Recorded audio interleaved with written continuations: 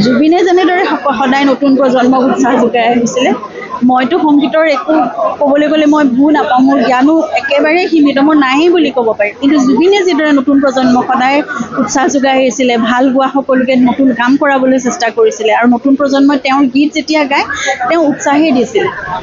মাত্ৰ এটাই কথা কৈছিল যে উচ্চাৰণৰ ক্ষেত্ৰত বা গায়কীৰ ক্ষেত্ৰত বা যিখিনি গান গাবলগীয়া এজন শিল্পীয়ে যিখিনি কথাৰ প্ৰতি গুৰুত্ব দিব লাগে, সেই কথাবোৰ তেওঁ গুৰুত্ব দিবলৈ সকলোকে সেইটো কৈছিলে, তেওঁ সেইখিনিয়ে তেওঁ মানে উপদেশ দিছিলে। গতিকে সেই সকলোখিনি মই ভাবোঁ তেওঁলোকে সাধনাৰ চৰ্চাৰে নিজে সকলোৱে ভালকৈ কৰিব, আৰু জুবিনৰ যিখিনি সৃষ্টিৰাজি এটা যিটো ৰূপত মানে থাকিব লাগে, আমিতো মই ভাবিছোঁ পিছলৈ সেইখিনি গোটেইখিনি সংগ্ৰহ কৰি সুৰক্ষিত কৰি আমি ন'টেশ্যন যেনেকৈ কৰিব লাগে সেই ধৰণে আমি সংগ্ৰহ কৰি যাম। কিন্তু সকলোৱে শুদ্ধ ৰূপত উপস্থাপন কৰাটো খুবেই জৰুৰী, আৰু সেইটো কৰাটো সকলোৰে দায়িত্ব আৰু তেওঁলোকৰ নৈতিক কৰ্তব্য। গতিকে গোচৰটোৰ কথাটোতো আপোনালোকেও জানে, মই বিশেষকৈতো মোক বেলেগকৈ আৰু কোৰ্টে বেলেগ বিশেষ কোনো ধৰণৰ ইনফৰ্মেশ্যন নিদিয়ে।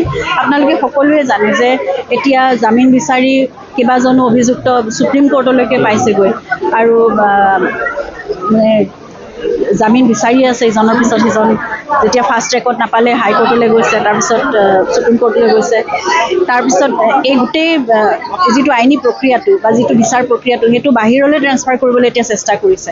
যে তেওঁলোকে জানে অসমত থাকিলে তেওঁলোকৰ ওপৰত প্ৰেছাৰটো বহুত বেছি হৈ থাকে, বা অসমৰ মানুহে সেইখিনি সম্পূৰ্ণভাৱে সঠিক দিশত বিচাৰ কাৰ্য এতিয়ালৈকে চলাই নি আছে, বা যিখিনি সাক্ষ্যদান কৰিছে তেওঁলোকে নিৰ্ভীকভাৱে তেওঁলোকে কৰি আছে, আৰু এইটো চলি গৈ থাকিব। সেইকাৰণে বাহিৰলৈ লৈ যাব খুজিছে, যাতে অলপ কেনেবাকৈ দুৰ্বল হয় যদি হওক, বাহিৰৰ উকিলে সেইখিনি বস্তু ইমান গুৰুত্ব দি নাচাব, তেনেকুৱা ধৰণৰ হয়তো মনোভাৱ লৈ পেলাই চেষ্টা কৰিছে। কিন্তু মই ভাবোঁ কোনো শক্তিয়ে একো ধৰণেৰে যেতিয়া অসমৰ ৩ কোটি জনতাই প্ৰাৰ্থনা কৰি আছে, মন অন্তৰেৰে বিচাৰি আছে, আৰু সত্যটোৰ সেই ভগৱানেও মানে ছাপোৰ্ট কৰিব। ভগৱানৰ ছাপোৰ্টটো সদায় কাৰ লগত? সত্যৰ লগতেই থাকিব, শুদ্ধৰ লগতে থাকিব।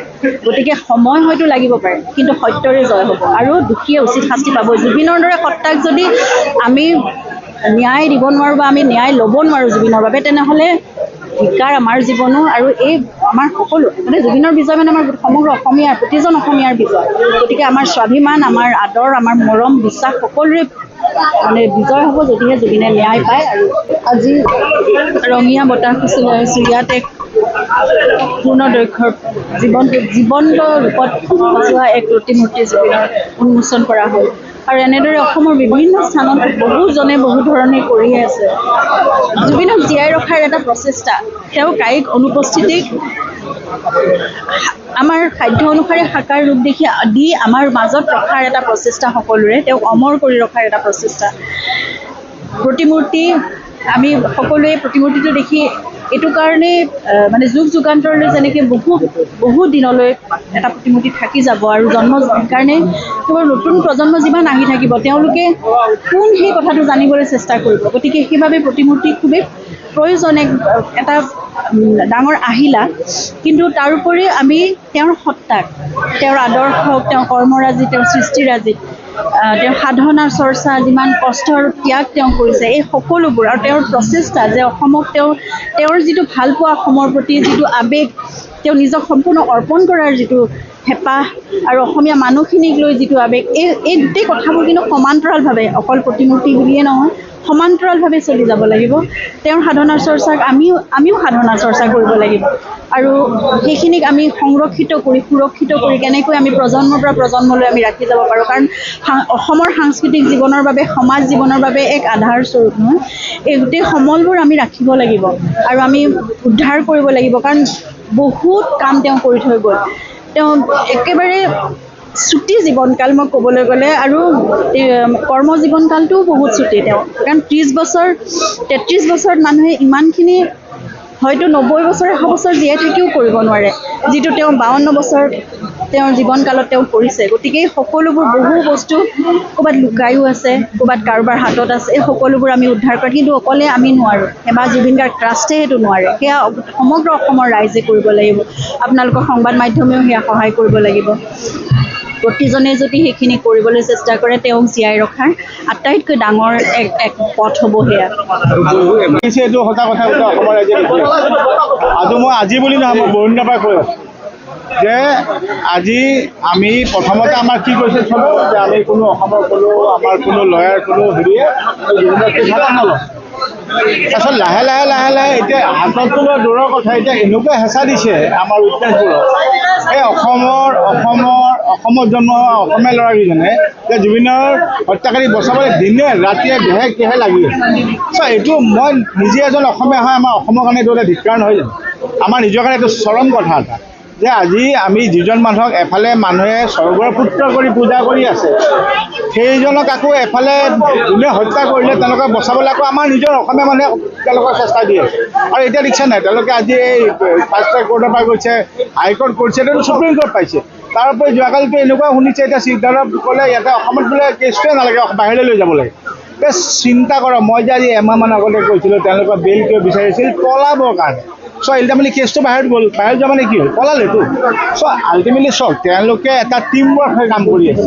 তেওঁলোকৰ এটা টিম হ'ল জোৰ দি চেষ্টা যে আমাৰ কেনেকৈ হত্যাকাৰীক বচাম। কিন্তু এটা মনত ৰাখিব অসমৰ ৰাইজৰ চকু পানী আছে, দুখ আছে আৰু ওপৰত ভগৱান আছে। তাৰ মাজেদি হত্যাকাৰী কাক হত্যা কৰিছোঁ তহঁতে সেই ঈশ্বৰ পুত্ৰক হত্যা কৰি কোনো বাচিব নোৱাৰে, তহঁতক শাস্তি পাবিয়েই।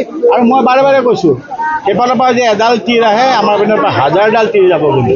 জুবিনৰ হত্যাকাৰীয়ে শাস্তি পাবই লাগিব, আমি জুবিনক ন্যায় দিবই লাগিব।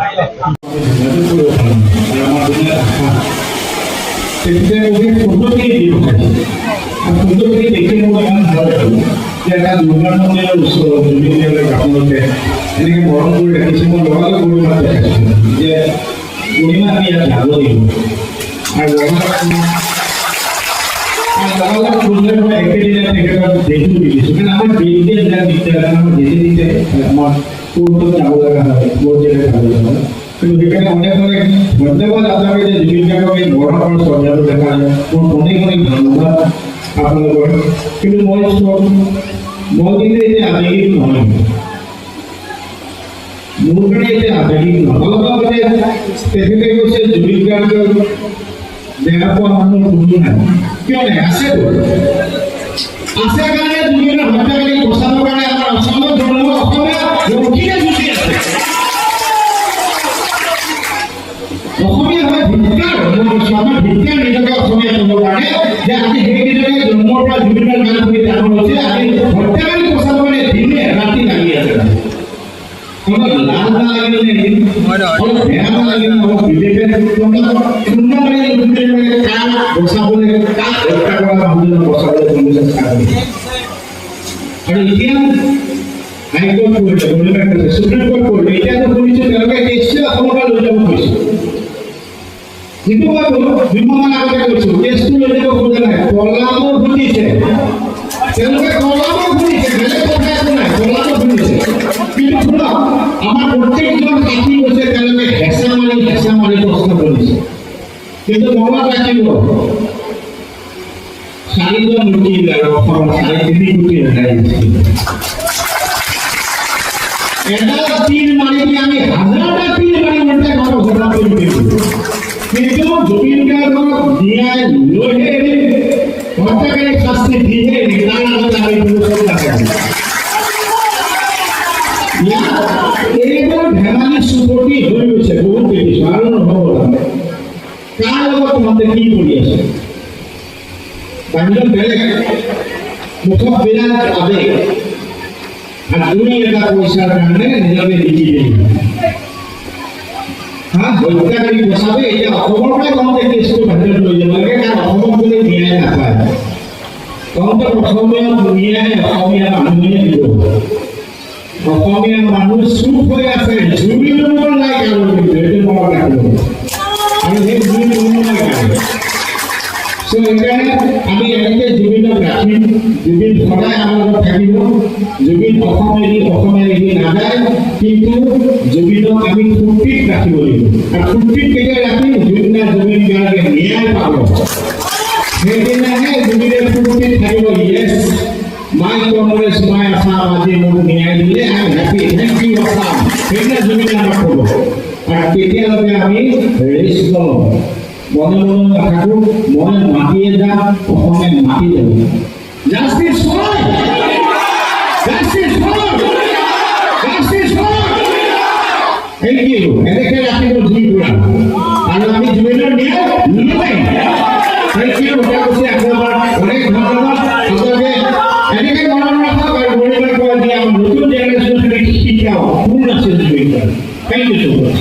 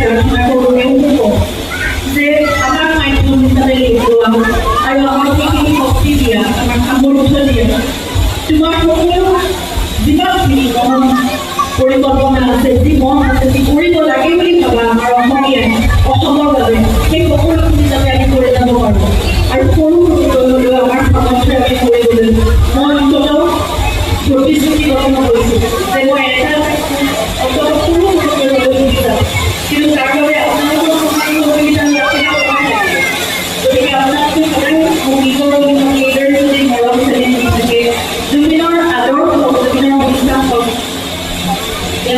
আপোনাৰ খৰচা যদি আপোনালোকে অনুভৱ কৰি নতুন প্ৰজন্মলৈ কঢ়িয়াই লৈ যায় আপোনালোকে, তেতিয়াহ'লে জুবিন এনেকৈ আমাৰ মাজত অমৰ হৈ থাকিব আৰু তেওঁলোকৰ সকলোবোৰ কাম সমাধান কৰিব লাগিব। আমাৰ মাজত সদায় তেওঁ অমৰ হৈ এনেদৰেই পৰি থাকিব। গাড়ীত সপ্তাহৰ কথা নাই, সেই আত্মিক সপ্তাহ আমি কঢ়িয়াই লৈ যাব পাৰিম নিশ্চয়। আৰু নতুন প্ৰজন্মই যেতিয়া তেওঁ সামৰি ল'ব, আগুৰি ল'ব, তেতিয়া যদি প্ৰজন্ম চাই প্ৰজন্মলৈ এনেদৰে সদায় অমৰ হৈ থাকিব। কিন্তু এই সকলোবোৰৰ মাজত আমাৰ সকলো মন প্ৰাণ বিবেক বুদ্ধি সকলোবোৰত এটা চেতনা আৰু এটা মহত্বতে আন্দোলনৰ সৃষ্টি কৰি থাকে, এইটো হৈছে বিষ্ণুৰাজৰ ন্যায়। প্ৰতিটো মুহূৰ্তত এতিয়া মই আমি থাকোঁতে সৌজাৰী কিছুমান কথা বা আমি কৰিব লগা হৈছে, প্ৰতিটো মুহূৰ্তত সেইখিনি থাকেই। গতিকে সেই ন্যায় মুহূৰ্তত এটা প্ৰক্ৰিয়া চলি আছে, এখন যুগ চলি আছে।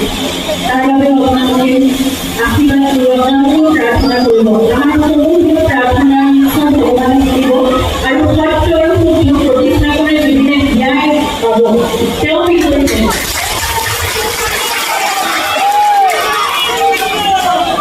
অভিযুক্তবোৰে এতিয়া